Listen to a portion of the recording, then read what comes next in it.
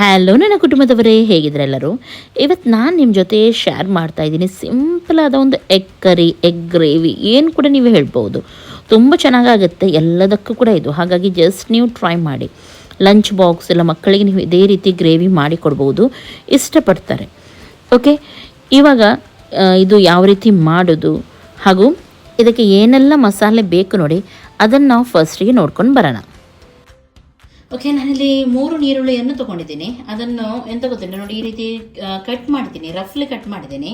ಇದನ್ನು ನಾವು ಗ್ರೈಂಡ್ ಮಾಡಲಿಕ್ಕಿಲ್ಲ, ಅಂದರೆ ಗ್ರೈಂಡ್ ಮಾಡಲಿಕ್ಕೆ ಉಂಟು, ಆದರೆ ಸ್ವಲ್ಪ ದರದರನೆ ನೈಸ್ ಆಗಿ ಗ್ರೈಂಡ್ ಮಾಡಲಿಕ್ಕಿಲ್ಲ. ಹಾಗಾಗಿ ಮಿಕ್ಸಿ ಜಾರಿಗೆ ಹಾಕೋಣ. ಹಾಗೆ ಸ್ವಲ್ಪ ಗುರ್ರ್ ಮಾಡ್ತೇವೆ ನೋಡಿ, ಆ ರೀತಿ ಗುರ್ರ್ ಮಾಡಿದರೆ ಆಯಿತು ಅಷ್ಟೇ.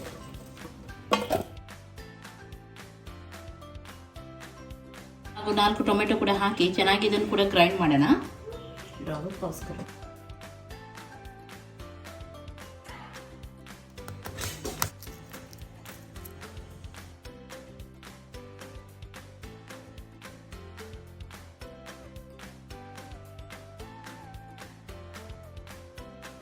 ನಾನು ನೀರುಳ್ಳಿ ಎಲ್ಲ ಪೇಸ್ಟ್ ತೊಗೊಂಡಿದ್ದೀನಿ.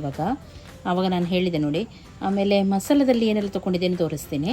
ಮಸಾಲದಲ್ಲಿ ನಾನು 1.5 ಟೇಬಲ್ ಸ್ಪೂನಷ್ಟು ಕೊತ್ತಂಬರಿ ಪೌಡರ್, 2 ಟೇಬಲ್ ಸ್ಪೂನಷ್ಟು ಚಿಲ್ಲಿ ಪೌಡರ್, ಸ್ವಲ್ಪ ಗರಂ ಮಸಾಲ ಪೌಡರ್, ಜೀರಿಗೆ, ಸ್ವಲ್ಪ ಅರಶಿನ ಹಾಗೂ ಕಸೂರಿ ಮೆಥಿ ಇಷ್ಟನ್ನು ತೊಗೊಂಡಿದ್ದೀನಿ.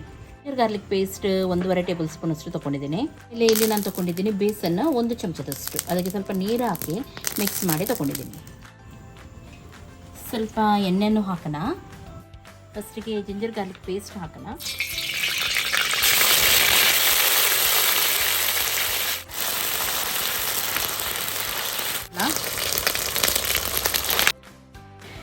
ಜಿಂಜರ್ ಗಾರ್ಲಿಕ್ ಪೇಸ್ಟ್ ಫಸ್ಟಿಗೆ ಆಯಿಲ್ಗೆ ಹಾಕಿದ್ದೀನಿ. ಅದು ಚೆನ್ನಾಗಿ ಕೆಂಪಾದಮೇಲೆ ಉಳಿದ ಮಸಾಲ ಇತ್ತು ನೋಡಿ, ಅದನ್ನು ಹಾಕಿದ್ದೀನಿ. ಗ್ಯಾಸನ್ನು ಲೋ ಫ್ಲೇಮಲ್ಲಿ ಇಡಬೇಕು ನಾವು ಚಿಲ್ಲಿ ಪೌಡರ್ ಎಲ್ಲ ಹಾಕುವಾಗ.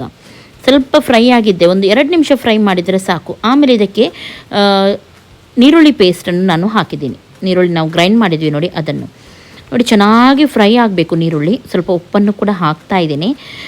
ಆಯಿಲೆಲ್ಲ ಸರಿಯಾಗಿ ಮೇಲೆ ಬರಲಿ ನೋಡಿ, ಈ ರೀತಿ ಒಳ್ಳೆ ರೀತಿ ಕುದಿ ಬರಬೇಕು. ನೀರುಳ್ಳಿ ಉಂಟು ನೋಡಿ, ಅದರ ಫ್ಲೇವರ್ ಬರುತ್ತೆ ನಿಮಗೆ, ಅಷ್ಟು ಚೆನ್ನಾಗಿ ಅದು ಫ್ರೈ ಆಗಬೇಕು.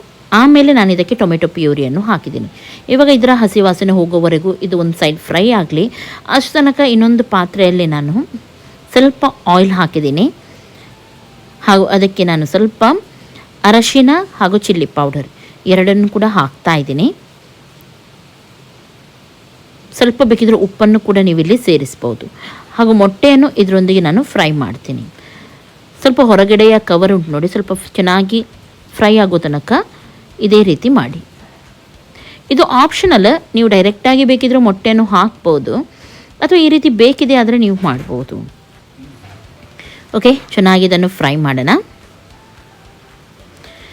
ಇದು ಫ್ರೈ ಆಗುವಾಗ ಇನ್ನೊಂದು ಸೈಡಲ್ಲಿ ನೋಡಿ ಟೊಮೆಟೊ ಪ್ಯೂರಿ ಎಲ್ಲ ಚೆನ್ನಾಗಿ ಫ್ರೈ ಆಗಿದೆ. ಇವಾಗ ಕಡಲೆ ಹಿಟ್ಟು ತೊಗೊಂಡಿದ್ವಿ ನೋಡಿ, ಅದರ ನೀರನ್ನು ನಾನಿಲ್ಲಿ ಆ್ಯಡ್ ಮಾಡ್ತಾ ಇದ್ದೀನಿ.